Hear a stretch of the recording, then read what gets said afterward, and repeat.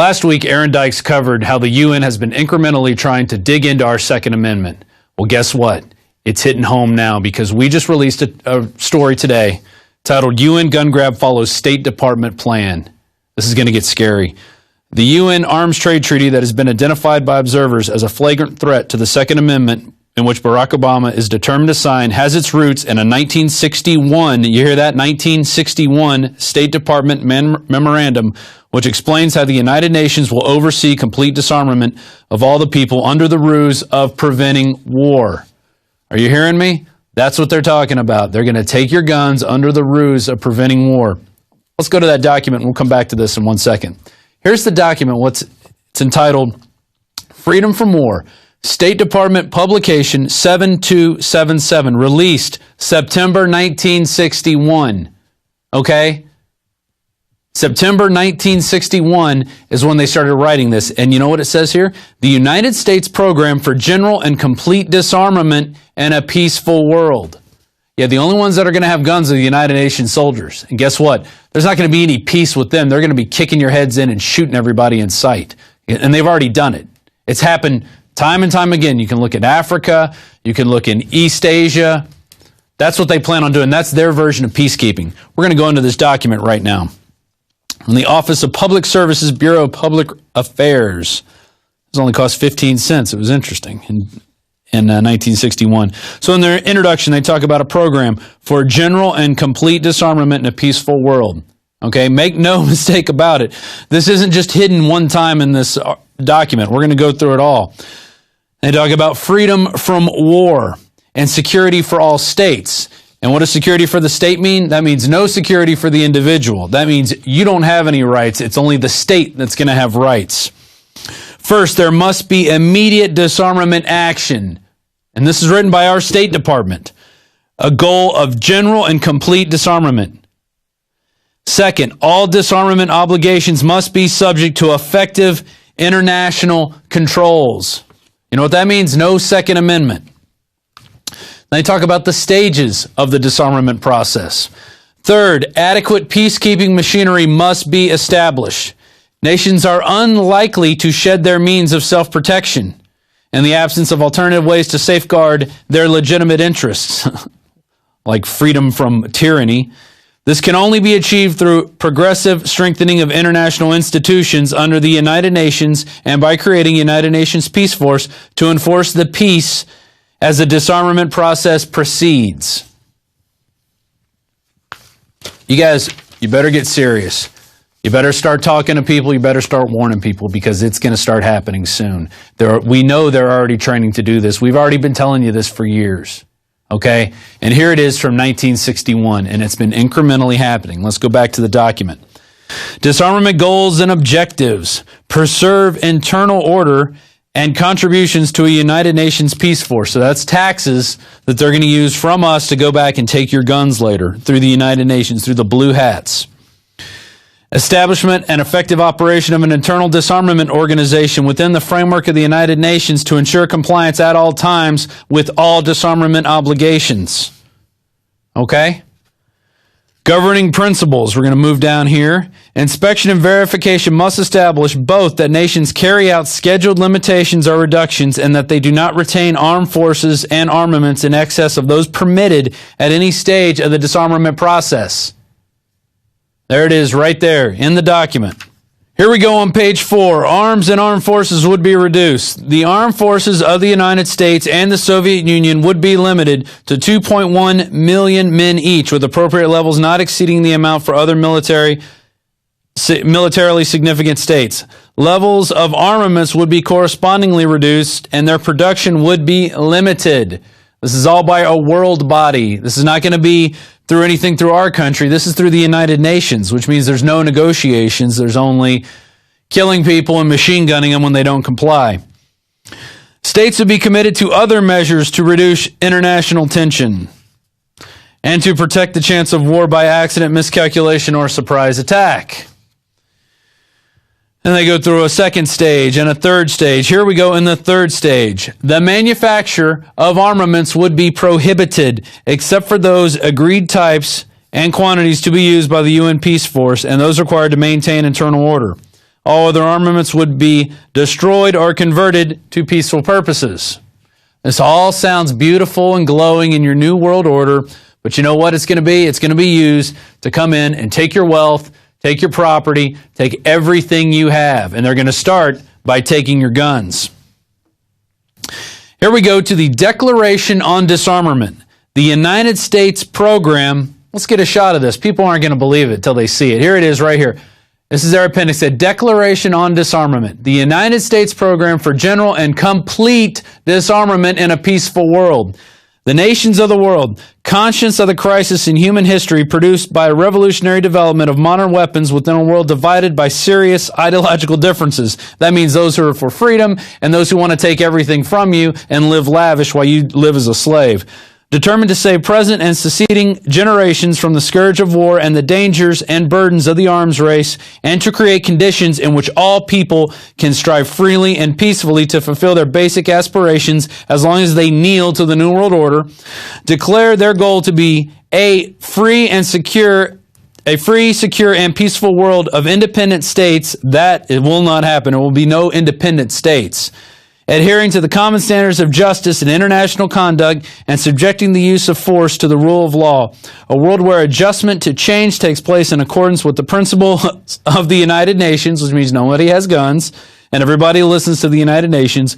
A world where we shall be a permanent state of general and complete disarmament under effective international control, and where the resources of nations shall be devoted to man's material, cultural, and spiritual advance, set forth as the objectives under a program of general and complete disarmament in a peaceful world. So what does all that mean? Well, that means they're going to take your guns, and once they take your guns, you're not going to have any type of freedom of speech. You're not going to have any type of freedom of the press. You're not going to have anything. And we already reported on this before. I want to go back to the UN gun grab follows State Department plan. This came out today from Paul Joseph Watson, dated Monday, July 16th, 2012. There's the article. You can go read it all on Infowars.com. They link to a Forbes article. Under here, it's the UN Arms Treaty has caused so much controversy because it outlines a plan to target all types of conventional weapons, notably small arms and light weapons, according to Forbes' Larry Bell. There's the Forbes article. So even Forbes is saying they're coming after your Second Amendment. All right, and Forbes isn't known for protecting the Second Amendment at all. They also have a quote from U.S. Ambassador to the UN, John Bolton, who said probably the first intelligent thing I've ever heard him say. He also warns that the agreement is trying to act as though it is really just a treaty about international arms trade between nation states, but there is no doubt that the real agenda here is domestic firearms control. Okay? They're talking about your small guns. They're talking about the guns that can be used in a guerrilla war against the United Nations when they come to invade and send troops from other countries here to take your guns. That's what it's talking about. But you know what? You don't believe me, do you? You're still in denial, aren't you? Those who are out there in denial. Well, let's go to a clip. It's going to start off with the New Orleans chief of police during Katrina saying, no one will be allowed to have guns, all weapons will be taken. And then it's going to go to today's show where Mike Adams got a call from someone who was actually in Katrina with the 45th Infantry Brigade. I'm sorry I'm flustered because this information is really disturbing me right now. He was there confiscating guns. They were going door to door. They were kicking in as they asked, do you need any assistance? Boom. Do you have any guns? We're taking them. You said guns will be taken? No one will be able to be armed. We will take all weapons. Today in New Orleans, they got a lot tougher on the holdouts. Police department, anyone home? Not only the flooded areas, but New Orleans' driest and wealthiest neighborhoods, too. Police department! The police and National Guard going street by street, house to house, sometimes entering open houses with guns drawn, and instructions to disarm anyone inside. Let's go to Chris in Oklahoma. Chris, you're on the air on the Alex Jones Show. Thanks for joining us. Hey, Hells Ranger, how's it been? Good. It's good here, man. How about yourself? Oh, pretty good, pretty good. I was with the 45th Infantry Brigade, Delta Company, 1st of the 279, 2nd Platoon. During Hurricane Katrina, I'm kind of calling in on yesterday's subject. I'm sorry about that. It's all right. But I've always wanted to get a hold of you guys and kind of get the word out there for those that still have that slight hesitation in the back of their head that gun confiscation can't and won't happen here. It already has. And I was only 21 years old, just really gung-ho, really dedicated to the Army, especially to the infantry. And I did whatever I was told. And what did they ask you to do? Let's see, the first thing we did was we got a 3-week, a book full of 3-week-old 911 phone calls, right? And then we had to go around and answering all the phone calls. So we were like cadaver dogs for about 3 weeks. And in between them, we would run night missions. And here's the thing. A lot of people may think that they'll see this on the news or they'll have time to get ready when the crap hits the fan or whatever. It's just, it's a truck, you know what I mean? It's a group of trucks. They pull up, they stack right on your home, as we did, and we broke entry. Yeah, we would yell out, Oklahoma Army National Guard, is anybody in need of assistance? But that's as we were booting in the door. But wait a minute, it sounds like you weren't part of the Oklahoma National Guard. I mean, you were U.S. military. Yeah, I was activated.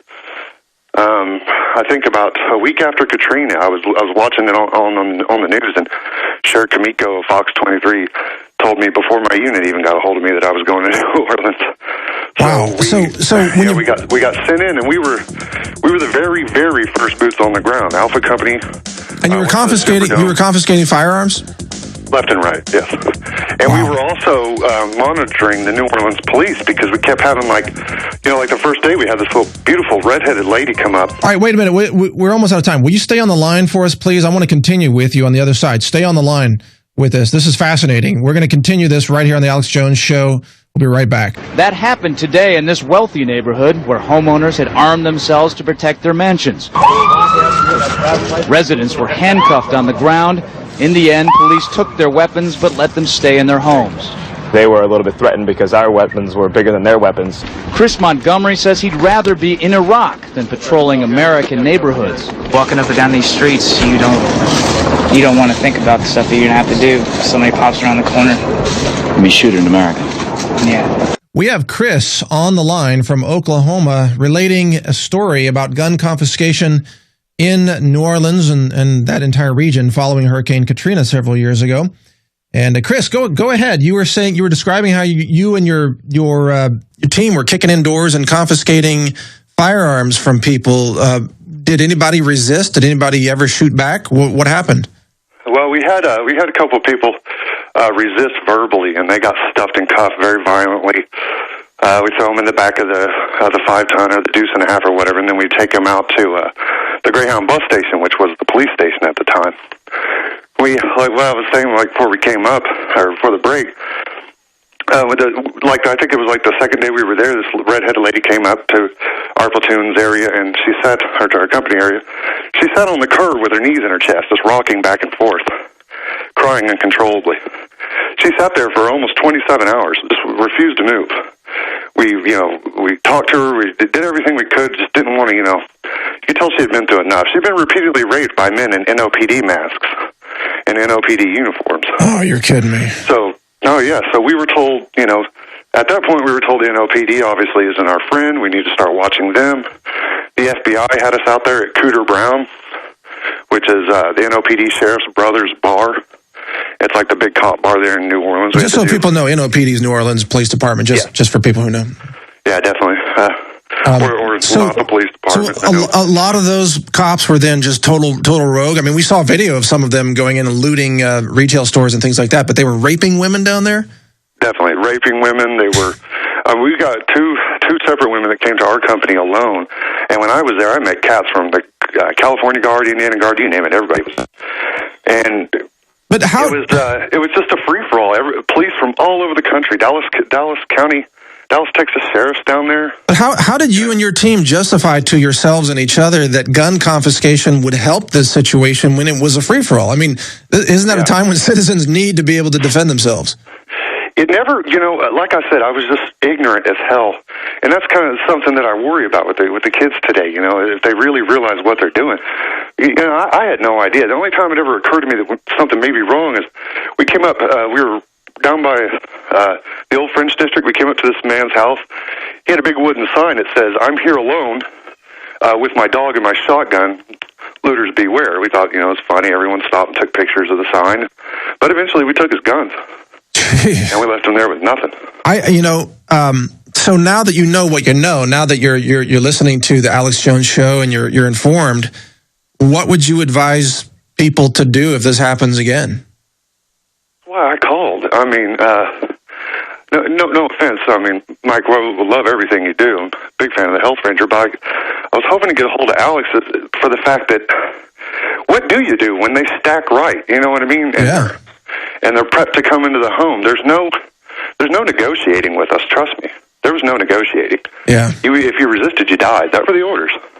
You go after gun or you die. Yeah, but well, I mean, this is invaluable information. I apologize. We only have a limited time here. I got to let you go. We've got so much more coming up here, but fascinating. I hope you call back and get to Alex as well. You know, I'll pass on this conversation to Alex and let him know. But that's some frightening information, and I just hope that the military.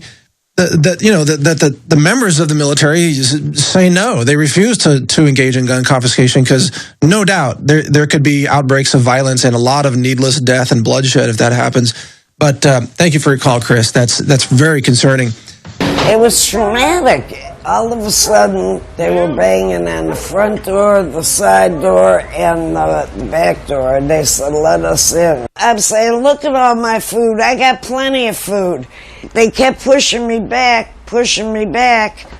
and ended up like this. Then, Patty showed them a small revolver she was carefully holding in the palm of her hand. A camera crew was there to capture what unfolded next. I said, it's not even loaded. And I dropped it on the floor. You got a gun. Well, they punched me in the face. Look at my black and blue marks. Look at... You said guns will be taken. No one will be able to be armed. We will take all weapons. So if you're still doubting, there's the proof there.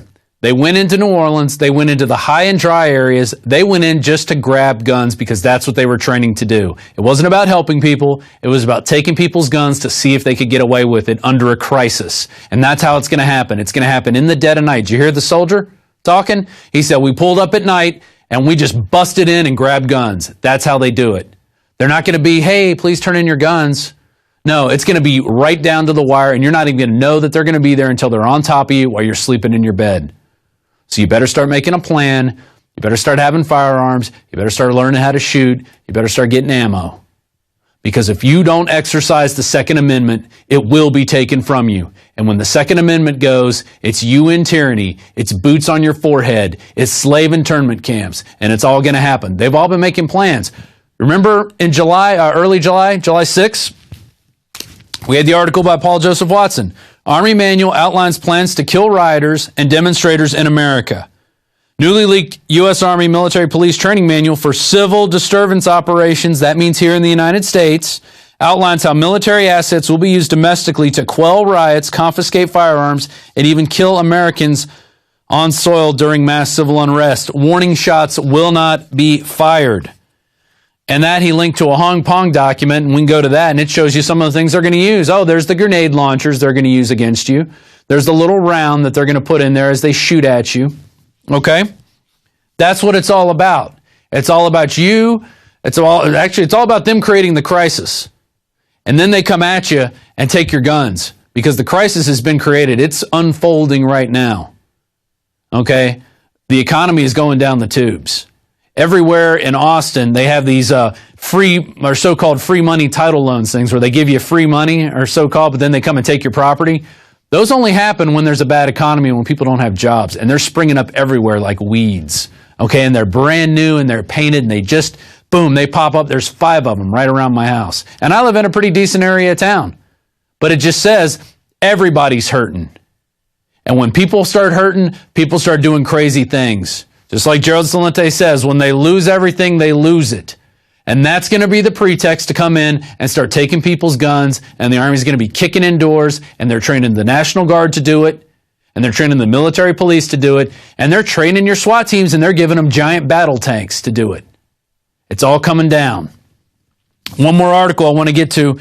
Army Corps trained soldiers to confiscate constitutionally protected firearms. That was from Kurt Nimmo the same day we released the other one, right? And we got that from the guys over at Hong Kong. Dan Fight sent that to us. And in addition to revealing how federal government and Pentagon will respond to civil disturbances in violation of the 1878 Posse Comitatus Act, the United States Military Police Schools Civil Disturbance Operations document instructs how military will confiscate Americans' weapons from American citizens. I'm sorry I'm not reading everything eloquent right off a teleprompter, but I'm scared. This is scary information. You need to get this out to everybody you know right now. It's all there. You could go check out the headline. We gave you the headlines. Go read the articles. Go to the links. Go read this document right here. Here it is. It says it in plain English. The United States Program for General and Complete Disarmament in a Peaceful World. It's all right there. You better get this information out. Don't waste any more time. You better get some guns. You better get a plan. You better learn how to shoot. Don't waste this time now that we have, because it is precious and the time is running short.